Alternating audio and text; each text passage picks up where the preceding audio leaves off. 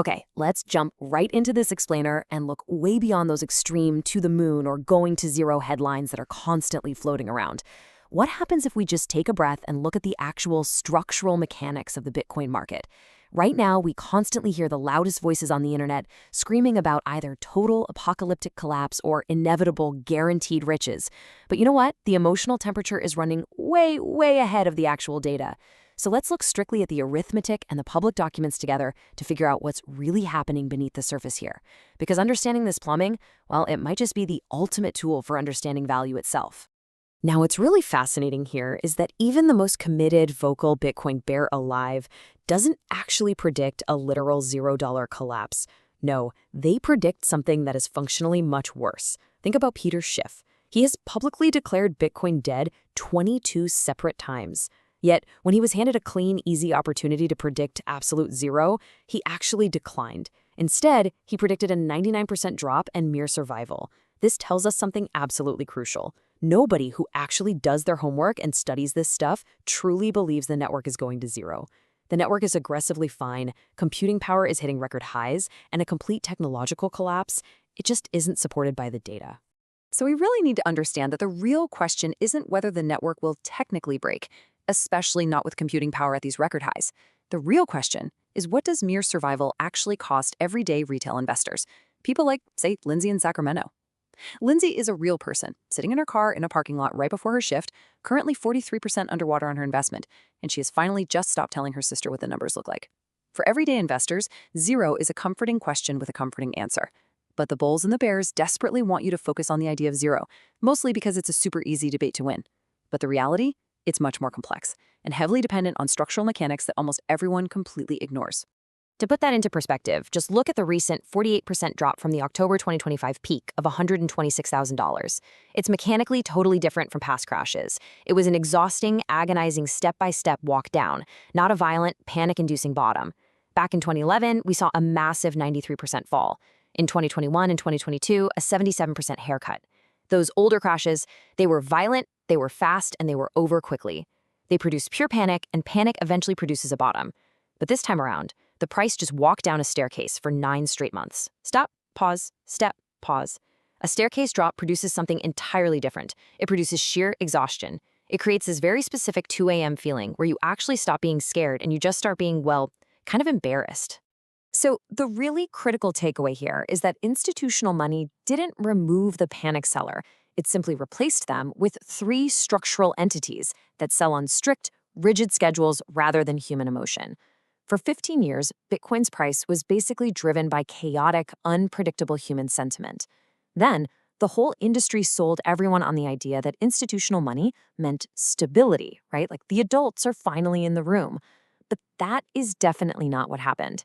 Instead, the market's biggest holders transformed into mechanical sellers driven by cold spreadsheets, break-even costs, and redemption plumbing. And let me tell you, plumbing doesn't have conviction. Plumbing just has a schedule. Let's look at how this builds into a perfect storm. Exchange-traded funds, or ETFs, now completely dominate price movement. Miners, like our guy Dale down in Kentucky, dumped record amounts just to pay freezing winter power bills. And corporate treasuries, they're forced into spreadsheets of mandatory selling. Research actually estimates that ETF flows now explain 45% of weekly price movement. Meanwhile, publicly traded miners sold a record 32,000 Bitcoin in a single quarter. Why on earth would they do that?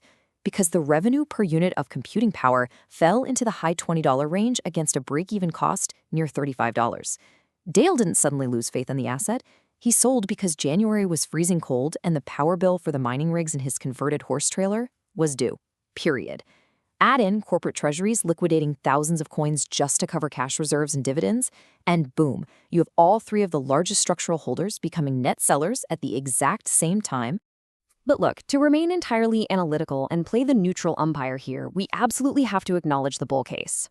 And it begins with a somewhat hilarious fact that economists and public figures have confidently, proudly published a Bitcoin obituary exactly 475 times.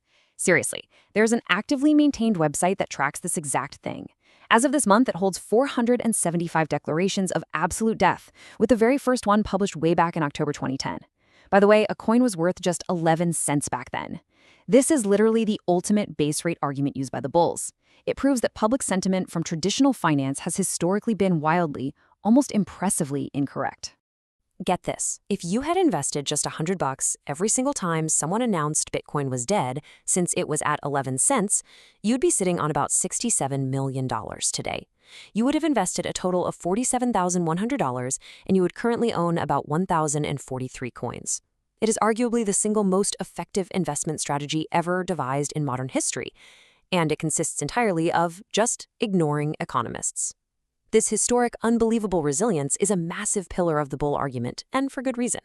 Furthermore, the data shows that coins are aging into permanent stashes, or just getting completely lost, faster than new coins are even being minted. Fidelity Research found that roughly 566 coins a day are aging into a category they literally call ancient, meaning they haven't moved in a full decade. Meanwhile, daily new issuance, it's only about 450 coins. Millions of coins are permanently gone. Take Hollis, for example, who put $500 in back in 2014 just so he wouldn't be left out at a coworker lunch. Well, he forgot his password. He is part of the roughly 4 million lost coins holding up the entire scarcity argument, contributing to the bull case completely by accident while personally receiving absolutely nothing in return. However, being wrong for a long time looks exactly like being early, which brings us to the agonizing reality for retail investors right this second.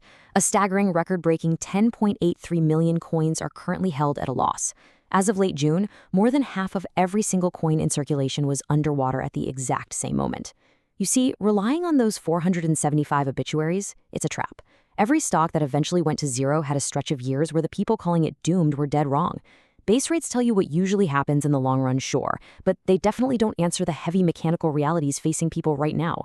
For everyday people holding a typical $100 to $1,000 position, over 95% of recent short-term buyers are underwater. They desperately need massive gains just to get back to where they started. This brings us right back to Lindsay in Sacramento. She bought during that dense accumulation zone between $107,000 and $118,000. So now she needs a massive 76% gain just to get back to even, not to make a profit, just to be exactly where she started with her original $4,200. The typical holding in America is just a few $1,000s that somebody honestly couldn't really afford to lose, but they put it in anyway because the alternative was sitting on the sidelines watching everyone else get rich. And this reveals something absolutely profound. Zero was never the true risk. The genuine threat is an asset that survives indefinitely, gets covered super respectfully on the nightly news, but simply never returns your capital inside your investing lifetime. Everyone arguing about absolute zero on the internet is entirely missing the point. The worst-case scenario isn't some spectacular, fiery explosion. It's an asset that maintains a network, trades actively every day, but just quietly locks up your purchasing power for a decade and a half while you wait to finally break even. Let's look at a real existential, structural threat using a simple analogy. Think of a bouncer guarding a trillion-dollar club. Every 4 years, the network literally halves the miner's salary. That means by 2036, Dale is going to be working for 1/8 of his current pay while relying on tiny tips. Imagine Dale gets paid a guaranteed base salary plus tips from the door. Right now, those tips are a tiny fraction of 1% of his take-home pay. The salary is everything. But it is literally written into the public code that his salary halves every 4 years. Meanwhile, the club he is guarding gets bigger and richer. So eventually, either the value of what he's paid in has to go up 8-fold, the tips have to grow by well over a factor of 100, or the guy guarding $1 trillion works for practically nothing. Nobody, not the biggest bulls, not the loudest bears, has a genuinely satisfying answer to how this resolves in the next decade. Then there's the second existential threat, quantum computing. Official proposals note that 34% of all Bitcoin, including Satoshi's original stash, has an exposed public key that may eventually need to be frozen or even confiscated to save the network. In February, a proposal called BIP360 was introduced, and shortly after, a plan emerged to potentially migrate or permanently freeze millions of coins sitting in these older vulnerable addresses. And yeah, this includes an estimated 1.7 million coins believed to belong to the creator, Satoshi Nakamoto. To protect the network from quantum hacks, they might have to effectively confiscate 1/3 of the entire supply. Let that sink in. There is no version of solving this quantum problem that doesn't cost something incredibly real and highly controversial. So what do we do with all this? Rather than falling into the comfortable, easy trap of arguing about absolute zeros or new all-time highs, every single investor needs to look at the arithmetic and honestly answer 3 vital questions. Because right now, both sides are heavily benefiting from the extreme arguments. The bulls love the zero question because it's so easy to dismiss. The bears love it because it makes them sound brave and contrarian. But neither of those helps you protect your own hard-earned capital. To genuinely understand your position, you have to pass this test. First up, completely divorced from internet sentiment and hype, who exactly is the buyer after you? What specific story do they have to believe to take your position off your hands at a higher price? You have to move past the general vibes and define the actual demographic and financial profile of the person who will literally pay more for this asset than you did. Second question. Just like Lindsay finally writing down her numbers in the parking lot, what specifically and mathematically has to happen for your investment to work over your personal timeline? Not the internet's timeline, your timeline. When Lindsay finally forced herself to write it down, she realized she needed the price to roughly double inside of 6 years. Now, that's entirely possible. But by forcing herself to write the actual number down, she was finally making an active decision instead of just passively absorbing someone else's. And finally, a thought I want to leave you with today. Since sitting out is a perfectly valid position with its own return profile, you have to ask yourself, what does mere survival actually get you if it takes a decade and a half just to break even? You can look at the sky-high power bills, the rigid redemption plumbing, the looming quantum threats, and simply decide not to play. Sitting out has a return and a risk profile all its own, and it definitely doesn't require you to be right about the future of quantum computing. Ultimately, if you can't answer these 3 questions out loud without flinching to someone who actively disagrees with you, then you have to ask, are you really investing or are you just buying into somebody else's story?